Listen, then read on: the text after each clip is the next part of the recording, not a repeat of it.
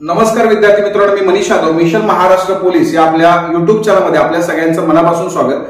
मित्रांनो, बऱ्याच मुलांचा प्रश्न असतो की सर मुंबईला पोलीस भरतीचा पॅटर्न कसा राहील किंवा नक्की पोलीस भरतीचे पॅटर्न काय आहेत हेच सुरुवातीला माहिती नसतात. त्याच्यामुळे प्रॉब्लेम होतो की एखादा पॅटर्न हा अशा पद्धतीचा पॅटर्न असेल तर आपण कशा पद्धतीने त्याच्यावरती रिॲक्ट झालं पाहिजे किंवा कशा पद्धतीने त्याला टॅकल केलं पाहिजे, ह्या गोष्टी अतिशय महत्वाच्या आहेत. ज्या विद्यार्थी मित्रांना पेपर पॅटर्न लक्षात आलेला आहे त्यांना अभ्यास करायला, स्मार्ट वर्क करण्यासाठी अतिशय महत्वाची गोष्ट आहे की पेपर पॅटर्न लक्षात येणं. ज्यांना लक्षात आलंय ते खूप स्मार्टली वर्क करतात आणि कमी वेळामध्ये जास्त चांगले मार्क्स मिळवतात. मित्रांनो, कमी वेळामध्ये जास्त चांगले मार्क्स मिळवण्यासाठी तुम्हाला पेपर पॅटर्न डोक्यात असणं गरजेचं आहे.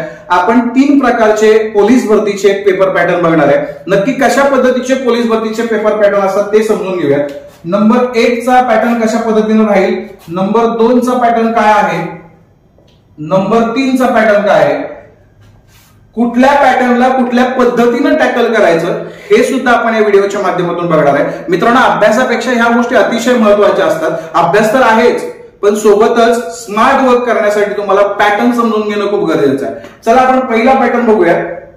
पॅटर्न नंबर 1 म्हणजेच काय की तुम्हाला 25 25 25 25 चा पॅटर्न लागणार. म्हणजेच काय, 25 प्रश्न तुमचे मराठी व्याकरणाचे असतात म्हणजे शब्दार्थासहित, 25 प्रश्न तुमचे गणिताचे असतात म्हणजे बीजगणित भूमिती, 25 प्रश्न तुमचे मेंटल ॲबिलिटीचे म्हणजे रिझनिंगचे बुद्धिमत्तेचे असतात आणि 25 प्रश्न तुमचे जीएसचे असतात. अशा पद्धतीने तुमचे 100 प्रश्न तुम्हाला विचारले जातात. हा आहे पॅटर्न नंबर 1.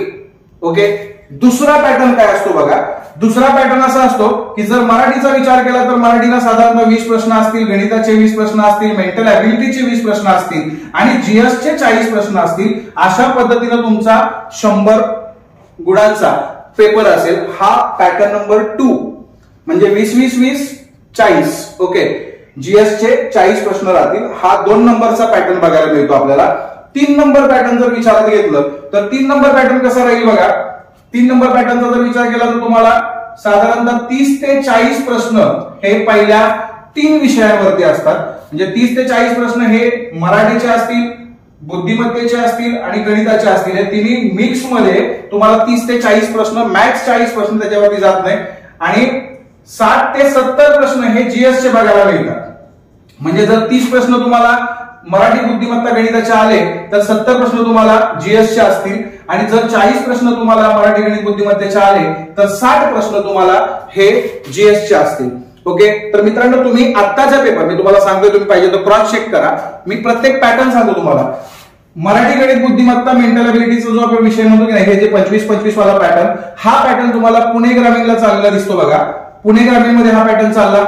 ओके. या पॅटर्नचा जर विचार केला तुम्हाला 20 20 20 40 वाला पॅटर्न हा तुम्हाला रायगड जिल्ह्यामध्ये चाललेला दिसेल. रायगडमध्ये हा पॅटर्न चालला 2 नंबरचा.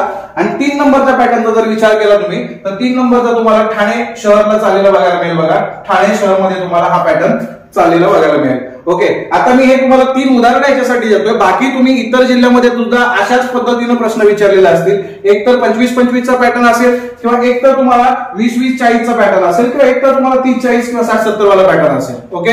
तर एखादा म्हणेल की सर तुम्ही तर 70चं म्हटलेलं पण ठाण्यामध्ये तर 73 प्रश्न जीएसचे विचारले.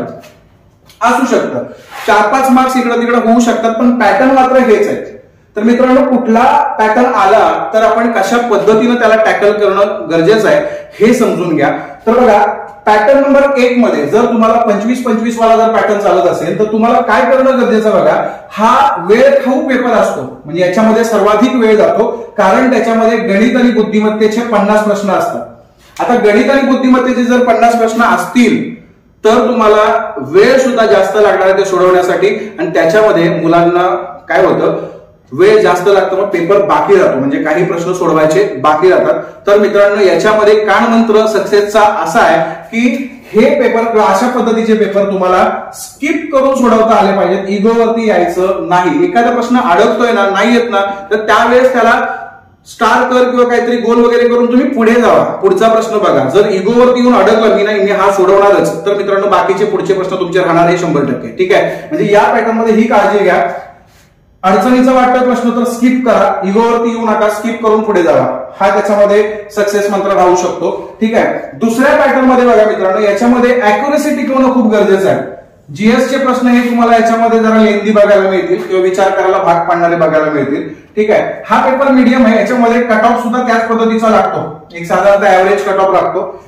तिसरा जो पॅटर्न आहे की नाही हा सगळ्यात रिस्की, म्हणजे जीएस चे प्रश्न जास्त असल्या कारणानं हा पेपर तसं बघायला गेलं तर तुम्ही 60 ते 70 मिनिटातच सोडवता, बरोबर आहे. पण याच्यामध्ये सिली मिस्टेक होण्याचे प्रमाण जास्त असतात. जर पेपर सोपा असेल तर अतिउत्साहाच्या भरामध्ये, ठाण्यामध्ये झालेल्या बऱ्याच लोकांचं तुम्ही बघू शकता, अतिउत्साहाच्या भरामध्ये काय होतं, येणारे प्रश्न सुद्धा चुकतात आणि हा कमी वेळात सुटतो पेपर. बरं का, या पेपरला सर्वात कमी वेळ लागतो कारण जीएसचे प्रश्न जास्त आहेत, गणित आणि बुद्धिमत्तेचे प्रश्न कमी असल्या कारणाने ह्याला कमी वेळ लागणार आहे. सो याच्यामध्ये थोडासा विचार करून तुम्हाला प्रश्नांची उत्तरं द्यायची. याच्यामध्ये अति घाई संकटात नाही हा प्रकार इथं जास्त घडतो, म्हणून घाई करू नका, व्यवस्थित शांत डोक्याने या पॅटर्न मध्ये तुम्ही पेपर सोडवणं गरजेचं आहे. आता तुम्ही म्हणाल की सर मुंबईत काय होऊ शकतं, तर मुंबईत माझ्या माहितीनुसार साधारणतः अंदाजानुसार आपण म्हणू शकतो की सेकंड पॅटर्न लागू शकतो. 2 नंबर पॅटर्न, मागच्या 2 वर्षांचा इतिहास जर बघितला मुंबई पोलीसचा तर पॅटर्न नंबर 2 वरती आपण फोकस करू शकता. त्या पद्धतीनं तुम्हाला प्रश्न विचारले जाऊ शकतात. प्रश्नांची लेवल एक ऍव्हरेज प्रश्नांपेक्षा थोडीशी जास्त असू शकते. ठीक आहे, सो तुम्ही या याच्यावरती विचार करू शकता. तुम्हाला तिन्ही पॅटर्न समजले असतील की कुठल्या पॅटर्नला कशा पद्धतीनं टॅकल करायचं. जर पॅटर्न नंबर 1 लागला तर तुम्हाला स्किप करणं खूप गरजेचं आहे. याच्यामध्ये तुम्हाला जर स्किप नाही केलं तर तुम्हाला अडकून राहू शकता, तुम्ही मार्क्स तुमचे मिळणार नाहीत कारण तुम्हाला येत आहे ते प्रश्न सुद्धा राहतील.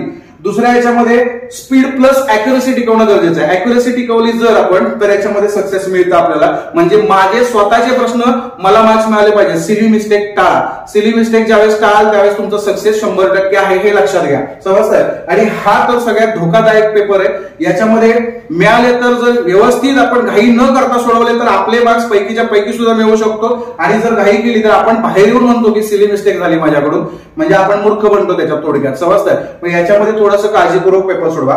पेपर पॅटर्न हा मुद्दा तुम्हाला समजला का हे आम्हाला कमेंटमध्ये नक्कीच सांगा. ऑनलाईन पद्धतीने जर तुम्हाला तयारी करायची असेल तर आपलं स्वराज्य करिअर अकॅडमीचं मिशन खाकी नावाचं आपलं ऍप्लिकेशन आहे, ते ऍप्लिकेशन तुम्ही डाउनलोड करू शकता. ऑफलाईन पद्धतीने जर तुम्हाला ऍडमिशन करायचं असेल तर आपली मुंबईमध्ये कांदिवली या ठिकाणी ब्रँच आहे, तिथे तुम्ही ऍडमिशन करू शकता जर तुम्ही मुंबईतील असाल तर. ओके, बाकी ऑनलाईन पद्धतीनं मिशन खाकी नावाचं ऍप्लिकेशन डाउनलोड करू शकता. आणि लेखी परीक्षेच्या तयारीसाठी सिद्धेश्वर हडबेस सरांचं जम्बो 45,000 नावाचं जे पुस्तक आहे ते तुम्ही नक्की वापरा. त्याच्यामध्ये वर्गीकृत पद्धतीनं तुम्हाला प्रश्न दिले असल्या कारणानं, तुम्हाला एक्सप्लेनेशन पण असल्या कारणानं तुम्हाला ते टॉपिक समजून घ्यायला खूप मदत होते त्याची.